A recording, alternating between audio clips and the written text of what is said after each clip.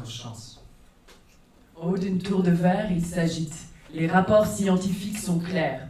La poésie est une source énergétique au potentiel illimité. On ne peut pas laisser ça passer.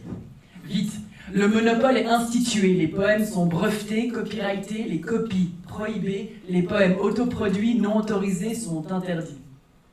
Au début, malgré les risques annoncés, des activistes créent des poèmes gratuits, mais elles sont vite arrêtées, accusées de propagande et sollicitées par des marques pour faire du placement de produits pour les légaliser. Très vite, la population se remet à la production commerciale et légale et ne considère même plus être en mesure d'écrire des poèmes soi-même. Population pliée à l'impuissance et à la dépendance, et elles se font une raison. C'est la rentrée et le début des poèmes de saison. L'automne et ses feuilles jaune-orangées tournoient dans le vent pour tapisser le sol de leur déclinaison. La demande est grande. Les intelligences artificielles travaillent jour et nuit pour produire la précieuse marchandise poétique. On achète des poèmes et on les garde soigneusement, pour les lire et les relire encore, assouvir son besoin poétique. Mais la tour de verre s'agite à nouveau. Aujourd'hui, réunion d'urgence. Autour de la table, les visages gris regardent agacés, la courbe de croissance stable, qui après un pic est en redescente notable. Ni une ni deux, ils trouvent une solution. L'entreprise habilitée crée des poèmes jetables, des poèmes avec des dates d'expiration, avec risque de combustion pour optimiser les ventes et maintenir une haute production. Sur le marché, entrent aussi des poèmes de luxe, que seule une minorité peut se payer, en plus des poèmes designés pour les femmes, les hommes, les enfants, les bébés, pour en vendre plus et que ce ne soit pas partagé. C'est comme ça. C'est comme ça. Certaines personnes ont les moyens de se payer des poèmes sans les lire, juste pour les stocker, pour asseoir leur pouvoir politique et économique. Ces personnes croulent sous les mots, si bien qu'elles ne savent pas trop quoi en faire, alors que d'autres ne peuvent que rêver à ces poèmes privatisés et tournent en boucle les mêmes mots usés. C'est l'hiver, et la ville prend des teintes grises et austères. On marche vite dans la rue, on traverse le froid et les rangées d'arbres nus, la chaleur de l'intérieur retrouvée, en lisant quelques vers se réconforter. Il faut payer cher pour le dernier poème à la mode, ou faire le choix des poèmes micro-budget qui cachent habilement des publicités dans des vers aseptisés. Pas le choix. On s'arrange comme on peut pour ce bien de première nécessité. Des personnes s'efforcent de recréer des poèmes aux rimes recyclées, et elles compostent les mots pour réutiliser les lettres, pour assembler tant bien que mal des lignes plutôt banales. Et elles récupèrent des poèmes invendus avant qu'ils soient détruits pour lutter contre le gaspillage prévu afin de maintenir offre et profit. Mais lentement, la perte de sens s'impose à ces lectrices fatiguées de lire des poésies sans essence, formatées, qui procurent un plaisir si bref qu'on pense directement à en racheter.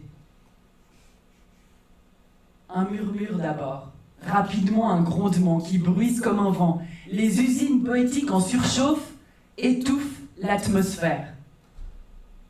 L'hiver dure et les cheminées des usines diffusent une fumée grise qui s'installe en brouillard épais. L'horizon comme un mur. Les saisons ont disparu, le printemps, on n'y croit plus. Les intelligences artificielles qui génèrent les poèmes sans expérience personnelle se nourrissent des journaux et des expériences des gens et diffusent de plus en plus dans leurs mots le découragement ambiant, le soulèvement grandissant.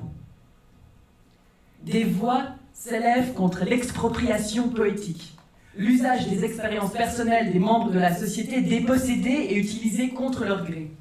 Des manifestations ont lieu pour la justice poétique. Sous terre,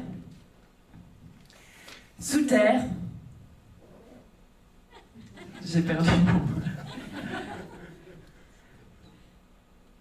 Des manifestations ont lieu pour la justice poétique. Sous terre, des activistes créent des laboratoires de poésie autogérés en expérimentant collectivement la puissance de créer et la vulnérabilité de partager.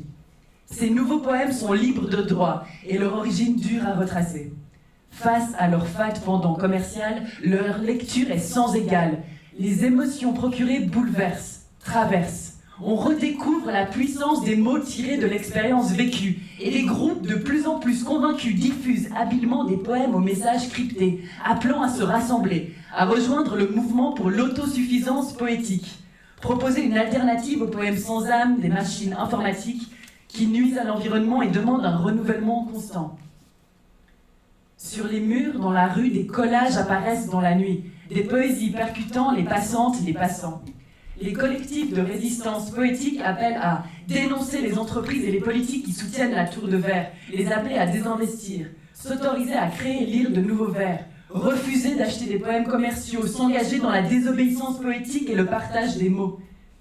Des personnes désempouvoirées se découvrent des talents insoupçonnés dans l'art de façonner en mots leur émotion, leur pensée. Et elles retrouvent un pouvoir d'action dans la rédaction. Les émotions partagées deviennent catalyseurs de changement. Le mouvement est collectif et elles tissent en poésie des horizons fictifs et nourrissent les imaginaires pour permettre aux autres de se projeter dans des potentialités qui donnent envie d'être en vie, retrouver une autonomie, retrouver l'espoir et le pouvoir. Tisser depuis les franges en écrivant dans les marges, trouver des marges de manœuvre, ouvrir des brèches, se réapproprier la puissance poétique, trouver des solutions, retrouver la confiance, trouver les sources qui nourrissent, ne pas s'excuser de rêver.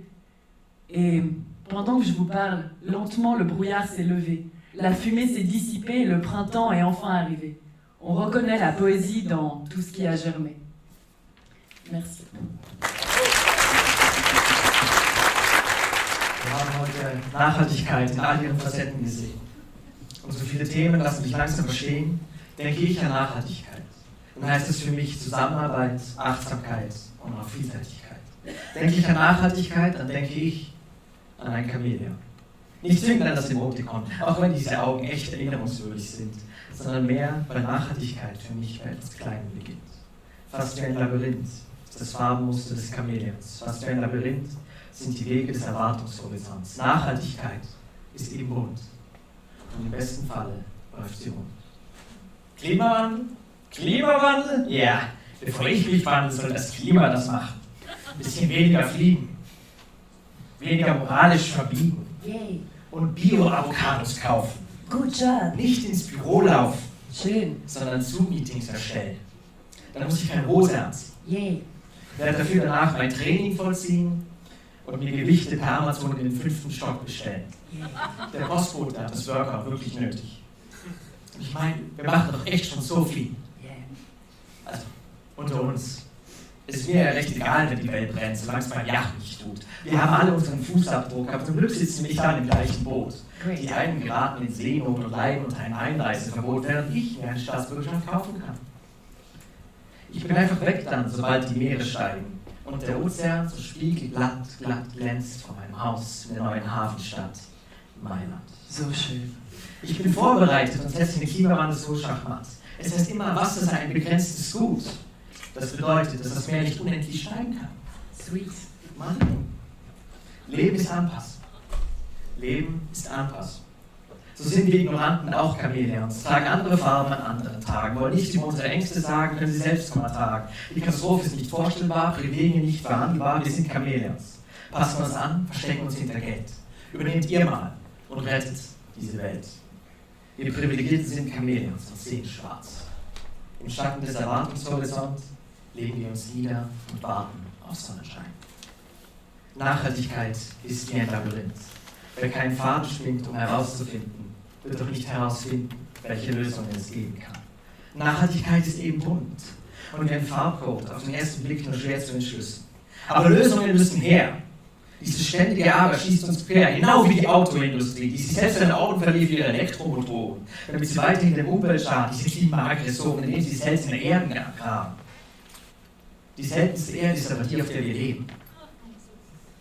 Zumindest bis Elon Musk sich auf den Mars schießt. Und mit einem Terraforming-Projekt dort die Umwelt vermisst. Also wir können es nicht lassen. Als würden sie alle Planeten des Sonnensystems hassen. Wir Aktivistinnen, wir bleiben ja wirklich human. Wir hassen nur Menschen. Nur bestimmte Menschen. Über alle Grenzen hinweg. Wir Aktivistinnen werden sie aufhalten. Die 90% der Vermögen verwalten. Koste es, was es wolle. Außer Vermögen, das haben wir nicht. Aber koste es, was es wolle. Und nein, wir sind nicht hysterisch. Wir sind doch nur alarmiert. weil eine Menschengruppe unsere Sorgen negiert und der See bei mir zu Hause schon lange nicht mehr gefriert. Es gibt keinen Lebensbereich, der von Nachhaltigkeit ausgeschlossen wäre. In dem Moment, in dem ich das erkläre, fließt der Strom in meiner Hosentasche.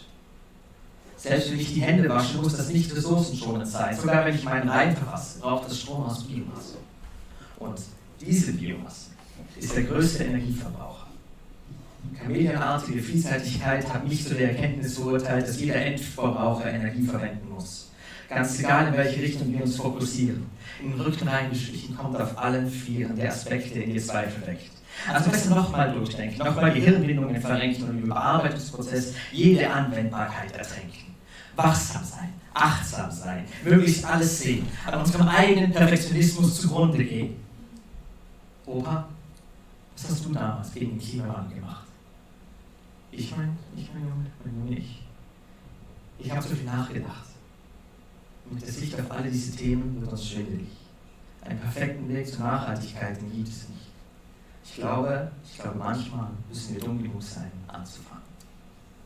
Nicht um die Ergebnisse der neuesten Studie bangen, sondern einfach mal anfangen. Einen perfekten Weg zur Nachhaltigkeit gibt es nicht. Aber es gibt viele. Nachhaltigkeit ist ein Labyrinth. Zusammen finden wir einen Ausgang. Von Chamäleons begleitet, sich die Augensicht in alle Richtungen weitet. Wenn wir den Weg der Nachhaltigkeit gehen, können wir eine neue Welt in allen Chamäleonfarben sehen. In Verschiedenheit vereint, wo niemand das Klima weint, sondern in der Tränen der Freude über Wangen fließen, weil die Früchte einer nachhaltigen Erde sprießen. Am Ende des Labyrinths, am Ende des Erwartungshorizonts, wartet auf uns eine Welt in den Farben des Chamäleons. Danke.